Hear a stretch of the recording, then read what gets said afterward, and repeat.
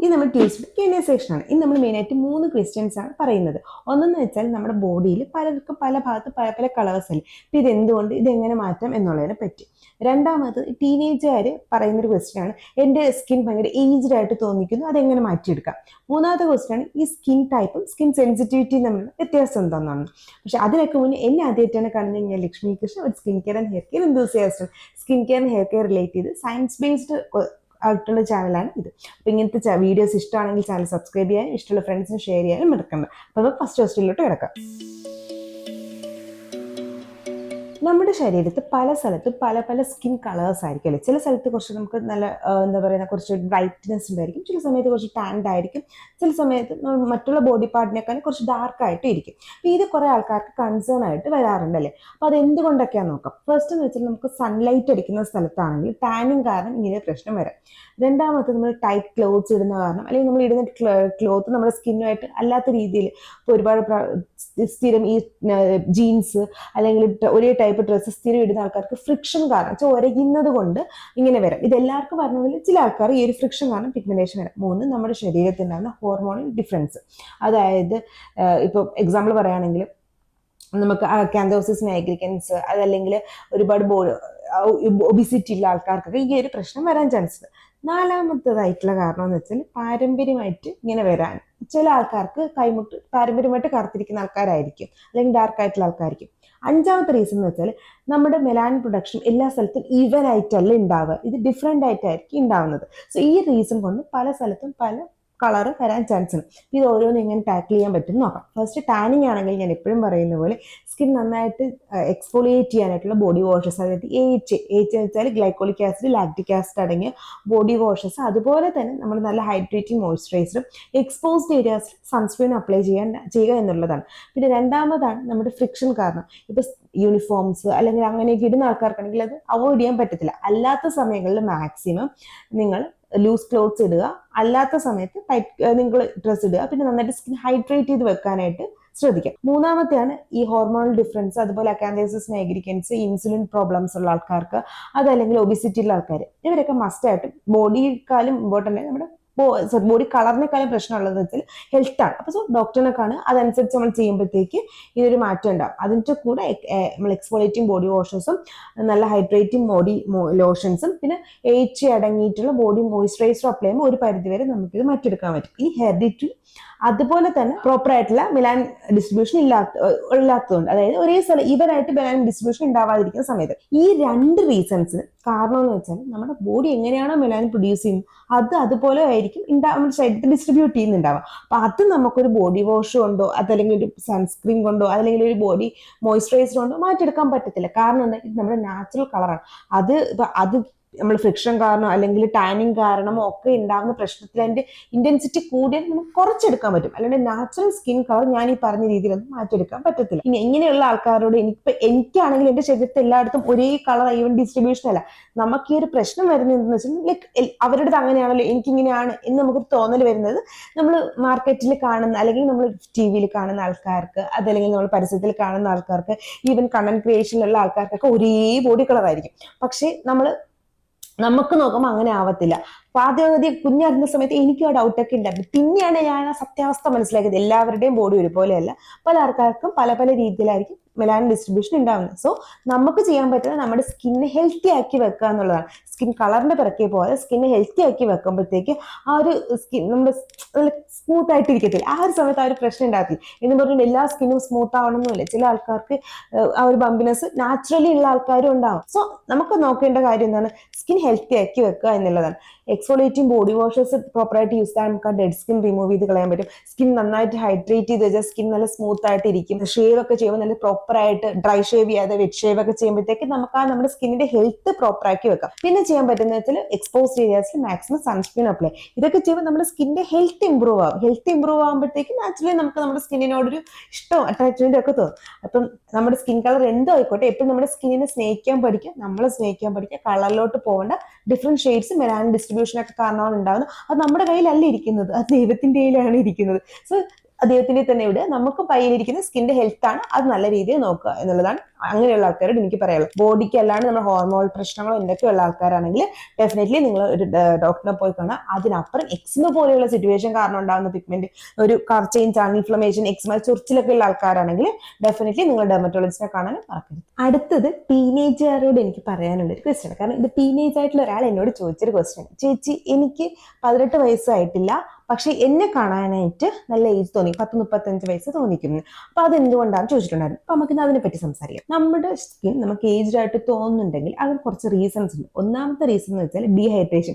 പ്രോപ്പറായിട്ട് നമ്മൾ വെള്ളം കുടിച്ചില്ലെങ്കിൽ നമ്മുടെ സ്കിൻ ചുക്കി, നമ്മൾ ഈ മുന്തിരി ഉണക്കമുന്തിരിയുടെ അവസ്ഥയായിപ്പോ, അപ്പോൾ ചുക്കി. അപ്പൊ വെള്ളം ഇല്ലല്ലോ സ്കിന്നിൽ. അപ്പൊ നമ്മൾ പ്രോപ്പറായിട്ട് ഹൈഡ്രേറ്റ് ചെയ്യുമ്പോഴത്തേക്കും നന്നായിട്ട് വെള്ളം കുടിക്കുക, സ്കിൻ നന്നായിട്ട് ഹൈഡ്രേറ്റ് ചെയ്ത് മോയ്സ്ചറൈസർ ഒക്കെ ഇട്ട് നന്നായിട്ട് ഹൈഡ്രേറ്റ് ചെയ്ത് വെക്കും, ഈ ഒരു പ്രശ്നം മാറും. രണ്ടാമതാണ് നമ്മൾ ഓവറായിട്ട് സ്കിൻ എക്സ്ഫോളിയേറ്റ് ചെയ്യുന്നത്. അതായത് ഈ ഇന്റർനെറ്റിൽ കാണുന്ന എല്ലാ പ്രൊഡക്ട്സും നമ്മൾ വാങ്ങി മുഖത്ത് ഇടുന്നത്, അത് മോയ്സ്ചറൈസർ ആയിക്കോട്ടെ, എക്സ്ഫോളിയേറ്റിംഗ് ഏജന്റ് ആയിക്കോട്ടെ, അതല്ലെങ്കിൽ റെറ്റിനോൾ ആയിക്കോട്ടെ, നമ്മൾ ഗൈഡൻസ് ഇല്ലാതെ ഇങ്ങനത്തെ സാധനങ്ങളെല്ലാം സ്കിന്നിലോട്ട് വരിയിടുന്നത്.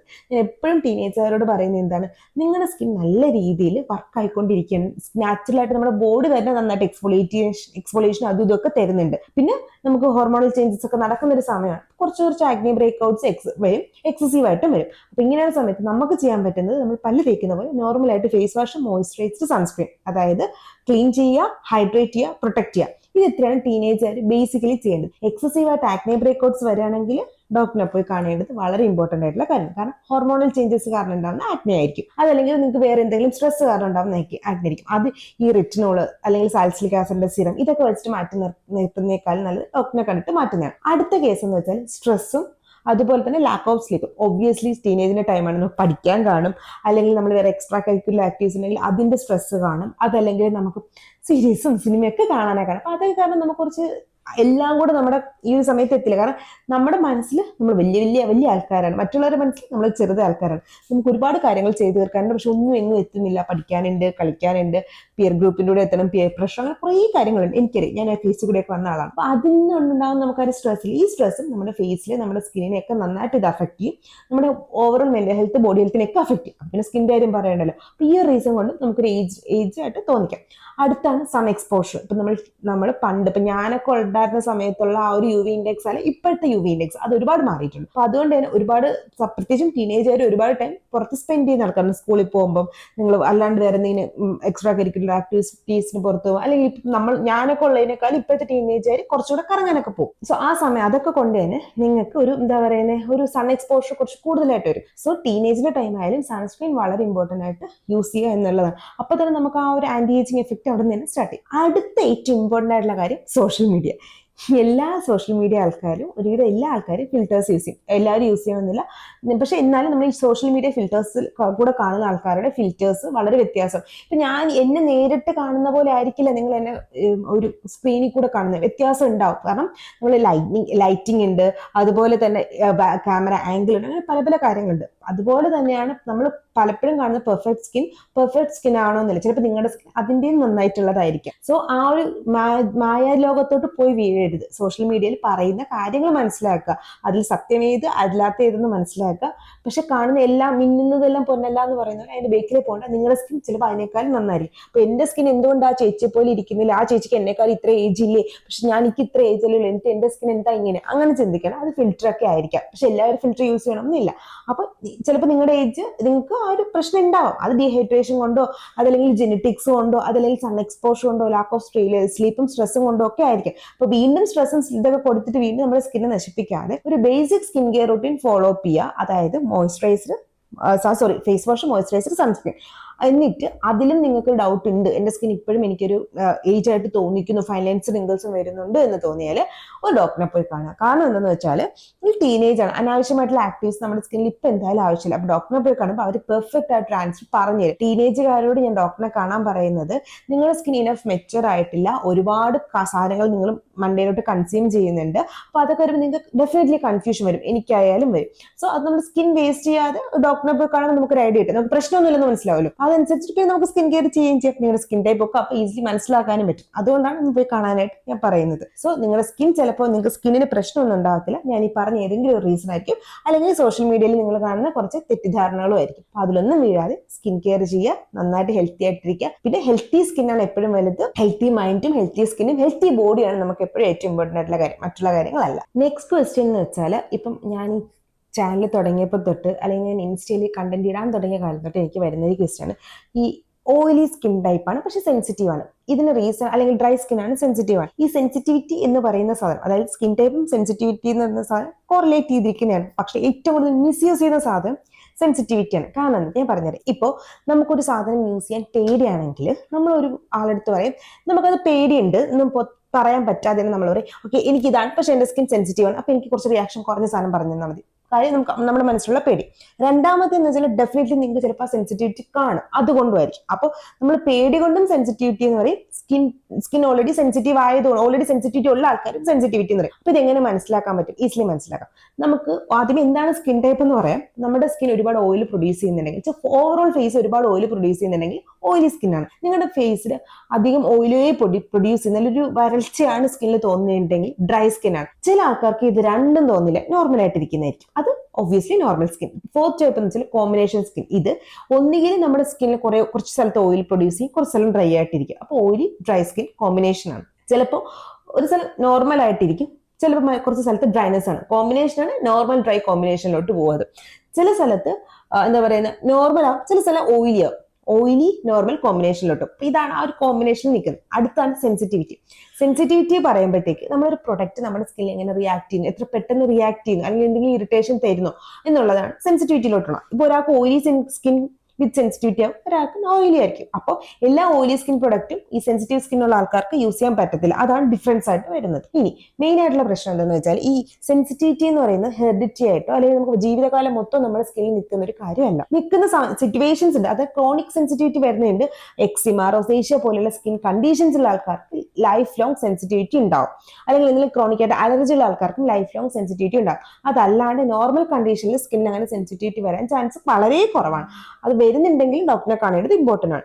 അതല്ലാതെ നമ്മുടെ കയ്യിലിരിപ്പ് കാരണം നമുക്ക് സെൻസിറ്റിവിറ്റി വരാം. എനിക്കൊക്കെ വന്നിട്ടുണ്ട്. അതിലൊന്നാണ് നമ്മുടെ സ്കിൻ ഓവറായിട്ട് എക്സ്ഫോളിയേറ്റ് ചെയ്യുമ്പോൾ ഓവർ ആക്റ്റീവ്സ്. നമ്മുടെ സ്കിൻ ചിലപ്പോൾ ചില ആൾക്കാർ ആക്റ്റീവ്സ് ടോളറേറ്റ് ചെയ്യും. ഇപ്പൊ എൻ്റെ എടുത്തു കഴിഞ്ഞാൽ എനിക്ക് ആക്റ്റീവ്സ് നന്നായിട്ട് ടോളറേറ്റ് ചെയ്യുന്ന സ്കിന്നാണ്. എനിക്ക് 2 ഡിഫറെന്റ് ടൈപ്പ് ഓഫ് ടാനക്സാമിക് ആസിഡോ അല്ലെങ്കിൽ 2 ഡിഫറെന്റ് ടൈപ്പ് ഓഫ് നിയാസിനമോഡോ എന്റെ സ്കിന്നിൽ ഒരു മാസോ 2 മാസം കണ്ടിന്യൂസ് യൂസ് ചെയ്താൽ പ്രശ്നമൊന്നും വരാറില്ല. ബിക്കോസ് എന്റെ സ്കിൻ അത് ടോളറേറ്റ് ചെയ്യുന്നു. ഞാൻ വർഷങ്ങളായിട്ട് ഈ ആക്റ്റീവ്സ് യൂസ് ചെയ്യുന്നതുകൊണ്ട് എന്റെ സ്കിൻ അത് ടോളറേറ്റ് ചെയ്യുന്ന ആളാണ്. സോ എനിക്ക് ടോളറേറ്റ് ചെയ്യാൻ പറ്റും. പക്ഷെ എന്നെ പോലെ നോർമൽ സ്കിന്നുള്ള വേറൊരാൾക്ക്, അല്ലെങ്കിൽ വേറെ ഓയിലി കോമ്പിനേഷൻ സ്കിന്നുള്ള വേറൊരാൾക്ക് എന്നെ പോലെ ടോളറേറ്റ് ചെയ്യണം എന്നില്ല. അപ്പൊ അതങ്ങനെ ഞാൻ ചെയ്യുന്ന കണ്ടിട്ട് പുള്ളിക്കാരി ചെയ്യുമ്പോഴത്തേക്ക്, അല്ലെങ്കിൽ പുള്ളിക്കാരൻ ചെയ്യുമ്പോഴും അവർക്ക് സ്കിൻ സെൻസിറ്റിവിറ്റി വരാനുള്ള ചാൻസ് കൂടുതലാണ്. പിന്നെ നമ്മുടെ എന്താ പറയുക, നമ്മൾ ഗ്ലൈക്കോളിക് ആസിഡ്, റെറ്റിനോൾ പോലെയുള്ള ആക്റ്റീവ്സ് നൈറ്റ്ലി യൂസ് ചെയ്യുമ്പോൾ നമ്മുടെ സ്കിൻ ഫോട്ടോ സെൻസിറ്റീവ്, അതായത് എക്സ്ഫോളിയേഷൻ ഒക്കെ നടന്നിട്ടിരിക്കുന്ന സ്കിൻ ഫോട്ടോ സെൻസിറ്റീവ്. അത് വെച്ചിട്ട് നമ്മൾ പുറത്തോട്ട് ഇറങ്ങുമ്പോൾ പിറ്റേന്ന് സൺസ്ക്രീൻ ഇല്ലാണ്ട് സൺലൈറ്റിലോട്ട് പോകുമ്പോൾ അത് നമ്മുടെ സ്കിന്നെ ഒന്ന് റിയാക്ട് ചെയ്യിപ്പിക്കാൻ ചാൻസ് ഉണ്ട്.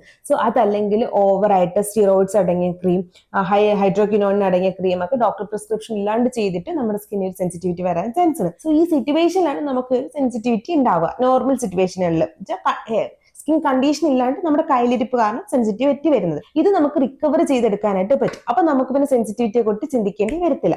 റിക്കവർ ചെയ്യുന്നത് എങ്ങനെയാണ്? സ്കിൻ ബാരിയർ ഡെവലപ്പ് ചെയ്തെടുക്കാം. സ്കിൻ ബാരിയർ ഡാമേജ് ആകുമ്പോഴാണ് സെൻസിറ്റിവിറ്റി നോർമലി വരാറ്. സ്കിൻ ബാരിയർ റിക്കവർ ചെയ്തെടുക്കുമ്പോഴത്തേക്ക് ഈ പ്രശ്നമില്ല. അപ്പൊ സ്കിൻ ബാരിയർ റിപ്പയർ ചെയ്യേണ്ട പഴയ വീഡിയോ ഓൾറെഡി ഉണ്ട്. പുതിയ വീഡിയോ വേണമെങ്കിൽ കമന്റ് ബോക്സിൽ പറയാൻ മറക്കണ്ട. കാരണം ഇത് Q&Aയിലും കൂടെ അത് പറഞ്ഞ വീഡിയോ ലെങ്ത് കൂടും, അതുകൊണ്ടാണ്. സോ നമ്മൾ സ്കിൻ ബാരിയർ റിപ്പയർ ചെയ്യുക. Basically normal face wash, skin ടൈപ്പിനനുസരിച്ചിട്ടുള്ള moisturiser, no actives, nothing, just hydrating moisturiser, പിന്നെ നല്ല ഒരു സൺസ്ക്രീൻ.